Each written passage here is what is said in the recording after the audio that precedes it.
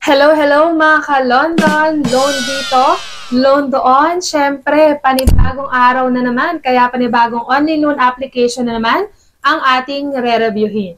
Kung bago ka lang sa channel na ito, ay huwag mo kalimutang mag-subscribe at i-click ang notification bell para lagi kang updated sa mga susunod pa nating mga videos. Eto na nga, may bagong online loan application na naman na lumabas, kaya ano pa nga bang gagawin natin kung di i-check ito at i-review kung ito na ba ang online loan application na makatutulong sa atin sa oras ng pangangailangan.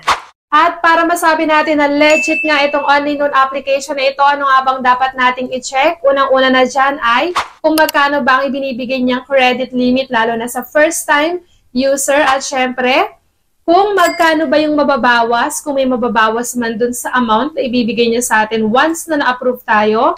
At ang isa pa sa pinaka-importante ay kung gaano ba kahaba ang loan term nitong online loan application na ito.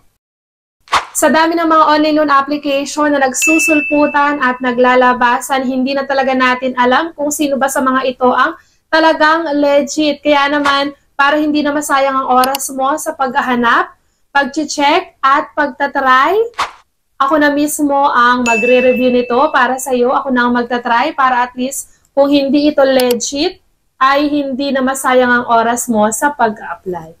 At kung bago ka nga lang sa mga online loan application na ito, kagaya nito i-review natin ngayong araw, tamang-tama ang ginagawa mo na nanonood ka muna ng ganitong klase ng review para at least makasiguro ka na talagang legit ang online loan application na utangan mo.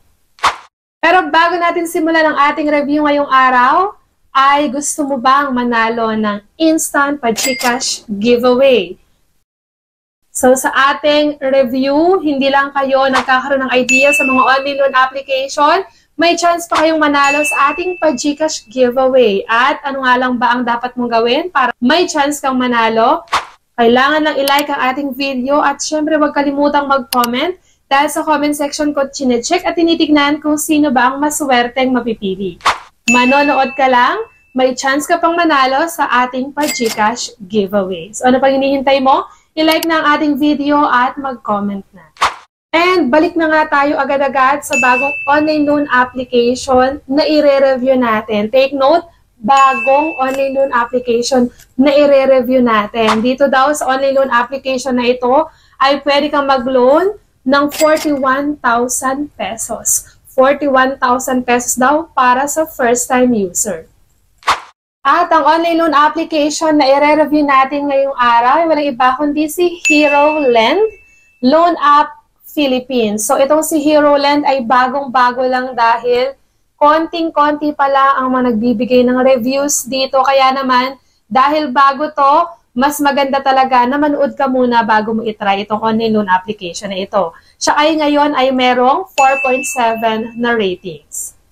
Mataas ang 4.7 ratings para sa bagong online loan application, pero kagaya ng laging sinasabi sa inyo, huwag tayong agad-agad magpapadala at huwag na tayong agad-agad mag-try base lang kasi sa binigay niyang ratings dahil madalas hindi naman totoo yung mga ratings na yan.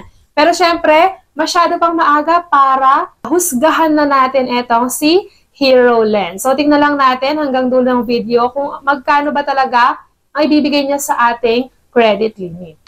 At nakalagay nga sa kanilang ads at homepage, specialization, professional loan process, at pwede nga daw tayong mag-loan dito ng up to 41,000 pesos sa first-time user. At meron din itong 180 na loan term or 180 days daw ang pagbabayad at meron siyang 0.05% per day na interest. At next is questionnaire, provide different loan plans according to different needs. Ito din daw ay easy to operate, simple and concise ang process. And 24-hour customer service. So yan ang nakita or pinakita niya sa atin sa kanyang ads. Nakalagay nga din dito na instant relief, enjoy a new experience of effortless lending. Flexible credit lines, borrow and repay at your convenience. Security guaranteed, privacy protected, and worry-free. Hay, napakaganda naman ng ipinapakita netong ads netong si Hero Land. Sana nga ito nang maging hero natin at tayo ay makapangutang sa mababang interest, mataas na credit limit, at syempre mahabang loan term. Pero syempre disclaimer, hindi ko pinopromote itong online loan application na ito.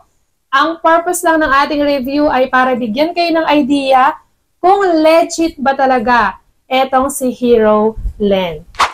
And dito nga, pagka-install ko is may makikita agad dito na Sapat Pera. So, ibig sabihin, si Hero Land ay si Sapat Pera din. At hindi lang yan, siya rin si Mabilis Pera at si Easy Borrow.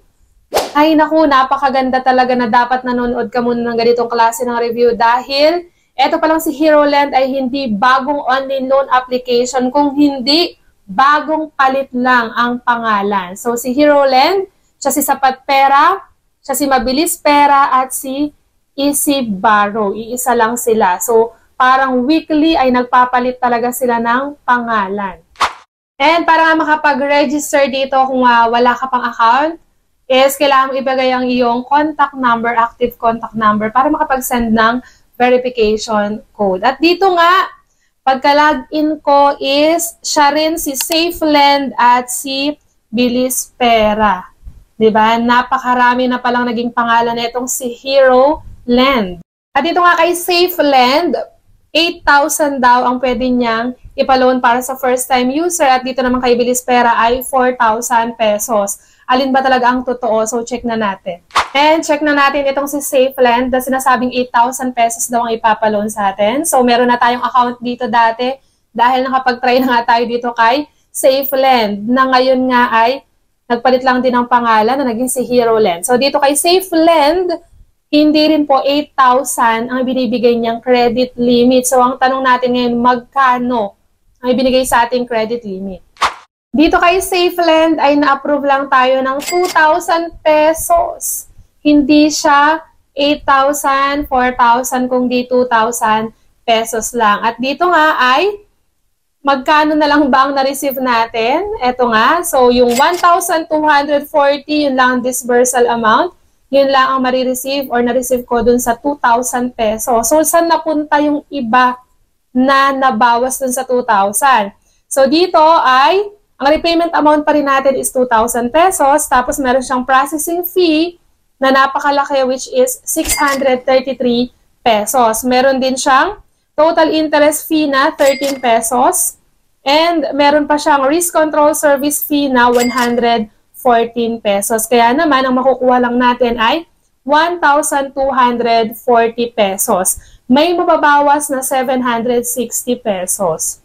At eto pa, hindi siya 180 days, walang ganon dito sa online loan application na si Hero Land na naging si SafeLend, kundi 7 days lang talaga. So, yung 7 days na yon, babayaran mo na ng buo yung 2,000 pesos. Yung iba kasing online loan application, sasabihin niya may babayaran ka na lang na 20 pesos after ilang weeks. Pero dito kay SafeLend na si Hero Land din ay buo mo nang babayaran yung 2,000 pesos sa loob ng 7 days. At yun nga, ang kabuang loan details netong si Hero Land na naging si SafeLend na nagpalit-palit na ng maraming pangalan. Kung okay ka dun sa 2,000 pesos na ang marireceive mo lang ay 1,270 pesos, nasa sayo na ang desisyon kung itutuloy mo pa rin ang paglo-loan. Ang purpose lang again ng ating review ay para bigyan kayo ng idea kung magkano na lang ba talaga ang marireceive natin at kung magkano ba ang credit limit na ibinibigay sa atin plus the loan